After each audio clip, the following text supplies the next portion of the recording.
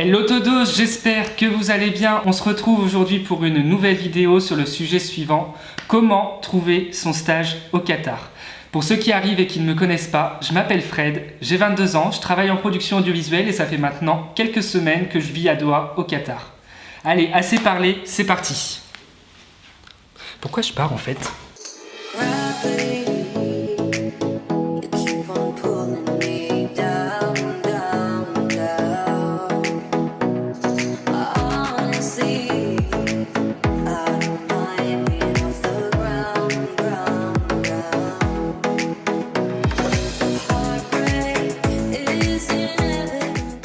Premièrement, vous devez savoir que ici la langue officielle c'est l'arabe, mais que la langue la plus parlée c'est l'anglais. Du coup, si vous n'êtes pas capable de comprendre et tenir une discussion en anglais, ça risque d'être un peu compliqué. Le premier conseil que je pourrais vous donner, et qui est l'un des plus importants ici, c'est de vous créer un profil LinkedIn. Pour ceux qui ne le savent pas, LinkedIn c'est un réseau social professionnel qui va vous permettre de vous créer un réseau de professionnels dans votre domaine et également de répondre à des offres d'emploi. Je sais que dans certains pays comme l'Allemagne et la France, c'est un réseau social qui est peu utilisé ou du moins qui est encore en cours de développement d'utilisation dans le sens où plus ou moins de personnes l'utilisent. Pour mon exemple, par exemple, à l'université, on m'a dit de créer un profil LinkedIn sans même me donner les clés pour l'utiliser correctement. Du coup, là, je vais vous donner les conseils de base pour la création de votre profil LinkedIn. Si vous voulez que je fasse une vidéo un peu plus en détail sur LinkedIn, dites-le moi en commentaire. En premier, quand vous allez créer votre profil LinkedIn, je vous conseille de directement le faire en anglais étant donné que le pays de destination est un pays où on parle anglais et comme ça ce sera plus facile pour le recruteur. Ensuite, vous allez détailler au maximum les tâches que vous avez effectuées dans vos expériences professionnelles précédentes. Également, ajouter tous vos hobbies, vos centres d'intérêt, les langues que vous parlez, les diplômes que vous avez obtenus, ajouter une photo de profil, une photo de couverture. Essayez de rendre ce profil LinkedIn le plus attrayant possible pour le recruteur. Ensuite, vous allez ajouter et suivre les entreprises que vous visez, dans laquelle vous souhaitez faire votre stage par exemple. Et dans ces entreprises-là, vous allez ajouter à votre réseau les personnes les plus importantes. J'entends par là RH, manager, directeur, toutes ces personnes-là. Parce que ce sont elles qui vont vous recruter et vous accepter en stage ou non. Et une fois qu'elles vous ont accepté au sein de votre réseau, n'hésitez pas à envoyer un petit message pour commencer la conversation. Bonjour, merci de m'avoir accepté dans votre réseau. Parce que votre stage, il ne va pas se trouver du jour au lendemain comme ça. Il faut que vous travaillez votre réseau professionnel. Donc, par exemple, vous êtes en seconde année et vous cherchez votre stage de fin d'études ou quelque chose comme ça, ou en master ou autre. Le stage ne va pas vous tomber du ciel du jour au lendemain, il va falloir le travailler en amont. Donc c'est pour ça que ajouter ces personnes en avance et commencer à leur parler en avance et à entretenir vos relations avec elles.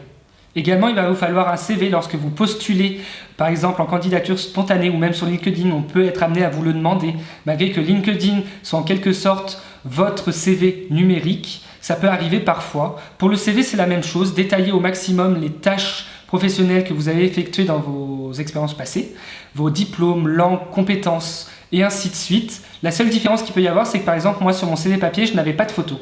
N'hésitez pas également à mettre un lien de votre portfolio, votre Skype, vos coordonnées WhatsApp et ainsi de suite pour que le recruteur, ait plus de facilité à vous contacter. Pour postuler, il y a plusieurs solutions. Soit vous allez travailler correctement votre réseau et vous allez faire ça directement via LinkedIn en messagerie instantanée avec le bon interlocuteur, ce qui est honnêtement la meilleure chose, ou vous allez pouvoir postuler à des offres via LinkedIn ou d'autres sites tels que Bait, Indeed, Carijet qui sont ici au Qatar.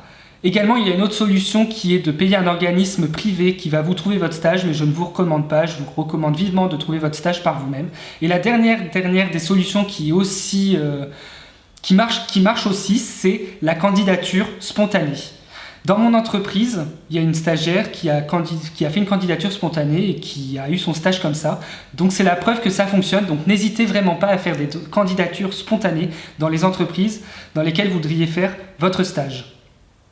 Ce que vous devez retenir de cette partie, c'est qu'il ne faut pas hésiter. Allez-y de l'avant. Allez-y au culot. L'entreprise ne répond pas à vos mails. La personne n'a pas répondu à votre message. N'hésitez pas à renvoyer un mail, à recontacter la personne. Allez-y de l'avant. Allez-y franchement. N'hésitez pas. Maintenant, je vais vous parler des visas, car oui, pour venir au Qatar et effectuer son stage, il va vous falloir un visa. La façon la plus légale, c'est d'avoir un visa de travail, mais très peu d'entreprises prennent des stagiaires avec un visa de travail. Souvent, les stagiaires au Qatar ont un visa business, qui est un visa intermédiaire qui vous permet de ne pas totalement être dans l'illégalité avec un visa touriste que je ne vous recommande pas. Négociez vraiment un visa business avec votre entreprise d'accueil pour votre stage. Ça leur coûte approximativement 50 €, donc c'est pas excessivement cher. Le seul inconvénient, c'est que si votre stage dure plus de 3 mois, au bout des 3 mois du premier visa de business, va falloir sortir du territoire et re-rentrer dans le territoire pour le renouveler. Donc va falloir faire un voyage dans un autre pays et revenir. C'est un petit inconvénient, mais c'est le bon deal pour être dans l'illégalité. Enfin, pour être un peu dans l'illégalité, mais pas totalement dans l'illégalité. Enfin, vous voyez ce que je veux dire. Concernant les salaires, ça va clairement dépendre de l'entreprise qui vous accueille. Certaines vont vous dire que ce n'est pas du tout rémunéré, d'autres vont payer 3 000, 4 000, 5 000 riyals. Moi, ce que je vous recommande, c'est de négocier avec votre entreprise un salaire de au moins 2 000 riyals par mois qui va vous permettre de payer un peu le logement et de vous aider et ainsi de suite à payer tout ça. Et sinon, s'il ne vous paie pas, essayez de négocier un logement, car dans votre budget, c'est ce qui va vous coûter le plus cher ici.